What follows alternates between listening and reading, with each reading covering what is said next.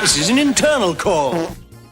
Ladies and gentlemen, it is time to mourn the passing of a video game classic, Concord on PlayStation 5. You didn't have long to live, and we're so sorry to see you go, despite the insufferability of the creators behind your insipid video game. So much so, I expect a landfill video from Brazil to turn up by the end of this weekend, showing all the lost copies of Concord, the $200 million disaster from Sony, the same Sony who are now bestowing you with a PlayStation 5 Pro at $700. What for, Sony? There's a thing called a gaming PC that we all like to play on, even though I've got some OG consoles, including the PlayStation 3 and 4. And it's very funny actually, by the way, folks, because when I went on Amazon UK this morning to look for Concord, guess what? Nowhere to be seen. Absolutely hilarious. But of course, we talk about game activism, how it's an important thing because, wait for it, there are marginalized players out there who are not being represented in video games. Oh, the shock, the horror, the outrage. Whatever are we going to do? It's time to enlist the help of Dr. Rachel Kowert. Who? Exactly. Just like her surname suggests, she likes to coerce you into accepting DEI and ESG and EDI. But just like Concord and activists who go after gamers, the doc's plan has sadly backfired. Her voice may be almost as important to gamers as Lara's double pistols, curves and skimpy shorts. Kung Fu Hot Dog is a Kung Fu renegade cop. Now he must defeat the most evil Kung Fu master in the world. For a modern gaming audience. For a new world of unspeakable adventures. Said, Mummy, I like the way the lady runs. Get ready for a new world of unspeakable adventures, never before shown in a motion picture. Get ready for Kung Fu Hot Dog. Snake. Snake.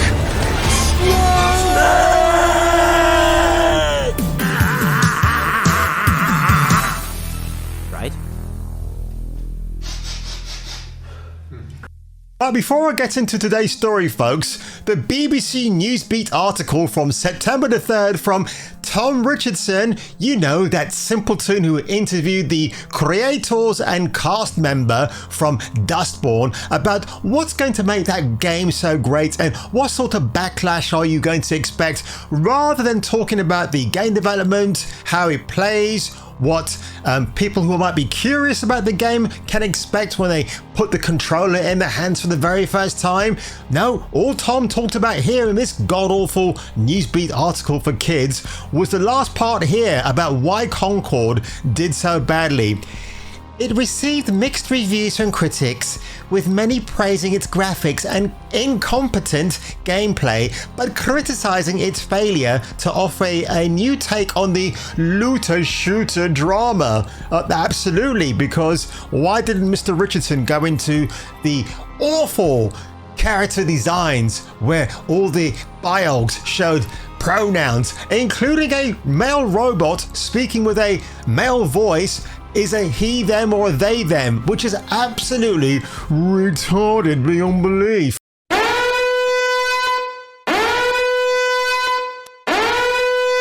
And of course, this was written on the 3rd of September. Strange there's been no updates, right? I wonder why that is. But of course, we have this article from That Part Place regarding, oh, you guessed it, it's that activist group we all know and love called Take This, as opposed to Gary Barlow and Robbie Williams from that Pop UK group Take That, activist organisation that encouraged game developers to denounce gamers, is now begging for $80,000 in order to remain open. Oh, look at that, crocodile tears on my crocodile shoes, which by the way was a very good TV series with Jimmy Nealman from Newcastle Way. So this is the Take This executive director, Eve Crowvershey, via Games for Change on YouTube. Look at that grinning Cheshire cat right there, soon to be wiped off because guess what? I'm afraid, Miss Crochet, you're about to be crocheting or having a croquet session somewhere in the corner because no one's going to come to your aid. Oh, how sad. Oh my God. The organization was brought into the public eye, not the thighs, when it posted a blog post back in March encouraging game developers to denounce gamers for defending themselves by enticing or using Sweet Baby Stink's services. The organization, who by the way was funded by Homeland Security, who should be looking for bad guys and bad girls in America, not actually telling people to inject some kind of Jason Bourne mind-high virus into video games. It's like the Treadstone program, isn't it, for video gaming? You just can't do that. The organization stated, if you're breastfeeding and reading this, you've probably been hearing about what's now being called Gamergate 2. It's the latest targeted harassment campaign within the game industry, and it's aimed at our best friends, Sweet Baby Inc. in Montreal, Canada. Why do we need to know about Montreal, Canada, and why Sweet Baby Inc.'s existence in that country is important to this? Why? Why? Look at that. You got Mrs. Freeze, oh my gosh, and her Pride outfit, which reminds me, earlier on this year, in the month of June, we all love June, don't we? Where Activision and Call of Duty had trans bullets. I think there's probably a bit of a sick sense of humor, cutting edge from Activision themselves, because why on earth would you be celebrating Pride Day with Pride bullets? I found that rather, well, not misguided, rather funny actually. As previously covered, this of course is all a ruse, it's all an absolute lie, because the initial campaign, the harassment campaign, was from Sweet Baby Stink themselves, from Chris Kindred, who went after Cabrutus Rambo because quite simply he detected that every single Sweet Baby Inc. affiliated video games project had all the woke ideology on there. Oh my gosh, Cabrutus Rambo actually curated a list on Steam that I'll have to give you an update for, like how many people are following it right now.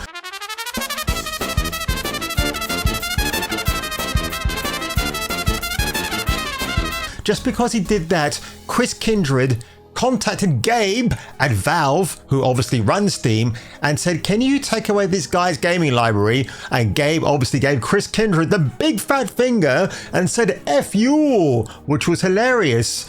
So after all that backfire, and that's the thing you see, right? Just because the activists are trying to go and turn the tables on the people that oppose this really awful space in video gaming, at least the weirdest phase since Marvel Phase 4, right? It's really that bad.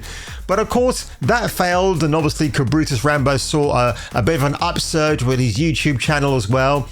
But where it does actually get very, very funny, folks, is that Take This do continue with their absolute ridiculous notion about, at the time, many studios were hesitant to address the hate and abuse from Gamergate in any meaningful way. You mean the meaningful way that Black Girl Gamers tried to do with Smash JT when he had over 200,000 views on his video covering their summit with 3 people involved with the summit, and they issued a false copyright strike claim against his channel, which has since been removed.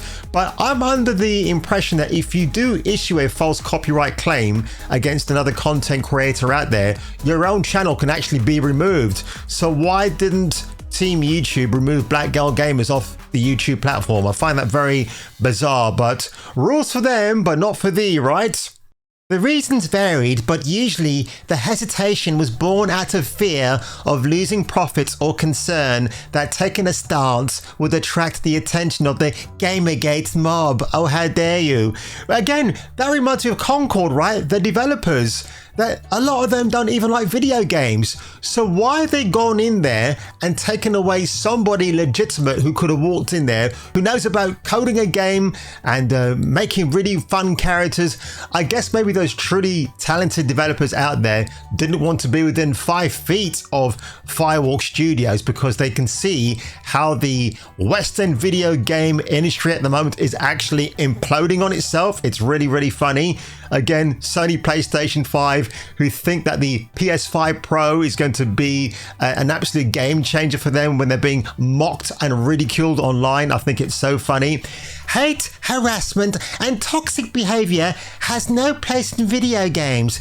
By taking direct, targeted action in a timely manner, which sounds a lot like that coordinated attack against Star Wars Theory, Gary from Nerdrotic, Ryan Kinnell, Jeremy from Geeks and Gamers. That was all coordinated last week, wasn't it? And well, what an absolutely backlash karma that had against Star Wars Explained, you know, that insufferable man and wife couple where the husband has to dress up in very scantily clad like a Princess Leia for a convention because, you know what, this is what Star Wars Explained is all about. It's all about switching gender identities, not titties. No, I said no. And speaking of Concord, by the way, folks, this is my AI construct of Imari from that very game. I decided to make her Indian because I wanted to see an Indian gal represented in that video game. What do you think? Should I have given her bigger honker donkers? Let me know in the comments below. Less than 6 months after this post, the organization's research director, Rachel Kowert, resigned from her position. What, 69? As reported by Ars Technica's Ashley Ballinger, Kowert also founded the organization after encountering, in air quotes, a 2019 Nationality Representative Survey from ADL. It found that nearly 1 in 4 respondents were opposed to extremist white supremacist ideology in online games. So it's just online games. What about offline experiences? Don't you think, Rachel Kowert, that might be more sinister in your own deluded mind? She wrote on Sex, "I'm getting a lot of queries about this post, meaning I'm leaving games. I'm not leaving games. I just resigned from my former position." She sounds a lot like Anita Sarkeesian, where she's got qualifications and Sarkeesian doesn't. It sounds like the two of them are in cahoots with each other, like they're trying to hoodwink the video game players out there who obviously can see the wood for the trees. That's what it sounds like to me. And of course, folks, I actually talked about this year. Oh, look, Danny Lalonde's. Her who likes to sniff her own farts. And we're going to try and change the landscape. Yeah, we are. Oh my godsies. Order now, and for a special treat, when you get my sugary sweet fun bags, I'm going to include my honkers. So let's have Fun. But of course, folks, here's where it gets very, very strange. Dr. Rachel Kowert, she's a doc, she's got a PhD. This is a statement that came out on March the 11th, and it gets so odd. Hate, harassment, and toxic behavior have no place in games. By taking direct, targeted action in a timely manner. Yeah, isn't that strange, Doc? No, look at me down there. Oh, so light and pale, but look at me now. True reflection of brown in my skin and glowing and hueing all over the place, as opposed to Hugh Hefner, who's my absolute hero. But look at that. Homeland Security, they like to inject some of their woeful funds into DEI programs because I assume because they're a government organization, they have a certain allotted budget. I think it's the same way that UK government works, where you need to put that money on a side project, so to speak. And I think the side project in this case was a bit of a DEI, EDI, all that nonsense into Rachel Kowert studies, which has actually gone nowhere. But before I get to this troublesome video, folks, just have a look at this last paragraph here, which is very, very funny. In a post to the company's website at the end of August, Dr. Rafael Boccamazzo, the organization's clinical director, director who's absolutely clinically insane and should be locked up in Arkham Asylum with the other rogues gallery for Batman, wrote, "This might be the most bittersweet post I've ever written in my tenure with Take This. You may have noticed our plea for financial support earlier this year. No Dr. Bacamazo because I was too busy rubbing my face in AI biological female titties. As hard as we've worked to make up that gap, we still need significant help. Without his support," this sounds like Princess Leia's Obi-Wan, I need you, I need your help.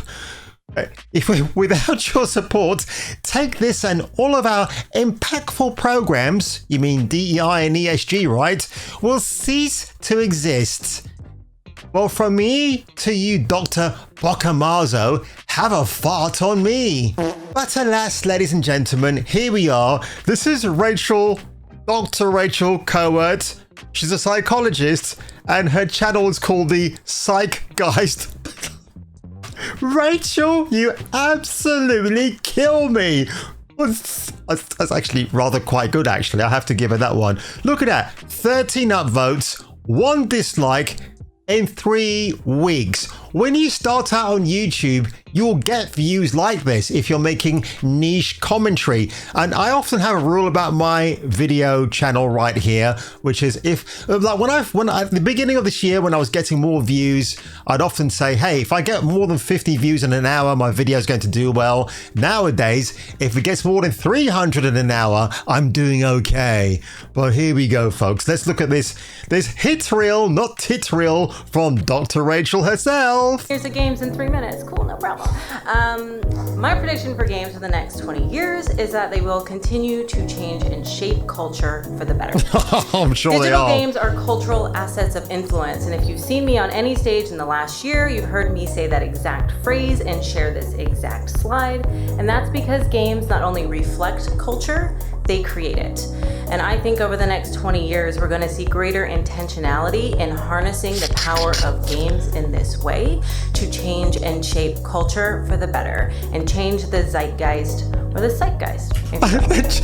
Rachel, stop it. So it's interesting, isn't it? It's kind of sinister what she says there. You know, we're going to integrate what we found out along with DHS, the Department of Homeland Security, to make gaming a better time online. It's trying to focus itself on online gaming when really what it's trying to do is to interject that crazy ideology into offline gaming as well, right? We all know about bullying and cyberbullying, and I'm assuming that can also be very intense in the metaverse, right? Well, first of all, strange newsreader with the very strange slim face, what's the metaverse got to do with cyberbullying and video gaming? That doesn't make any sense to me at all. And listen, I still call it Facebook, not the metaverse. Mark Zuckerberg is an absolute weirdo who probably has cannibalistic tendencies in his spare time, if you know what I mean. And why do I see chicks here just propagating what's going on with toxic video game culture? Where are the dudes? Come on, guys, you let me down. You're absolutely right. They can and probably will be more intense just because there's more sensory information. If somebody steps into your space, even though you know it's a virtual space, you kind of cringe just like you would in a face-to-face interaction. The cycle. Listen, Rachel, I'm looking at you from my side profile right here, and I'm already cringing. I mean, yeah, you used to be pretty once, but honey, you got ugly real quickly. Psychological repercussions are very real. And I think the best step we can take now is having conversations like this and thinking about how we can design these spaces from the bottom up in a way that... Or from my bottom? No, it's a bum. Just my luck. Stuck between 2 chicks and they're absolutely hideous. Carry on, girls. What do you think needs to be improved in the video game world to highlight its benefits?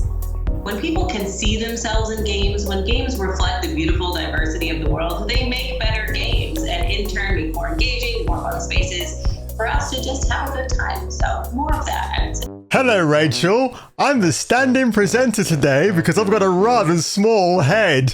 And what were you talking about? Comparing rock and roll to video gaming? This sounds really interesting. Absolutely. And I think it is a cyclical moral panic, as we just heard. We saw it with television and with rock and roll and with comic books and now with video games. You know, I can sit and binge watch The Witcher on Netflix, which I did recently, and it's not a problem. But if I...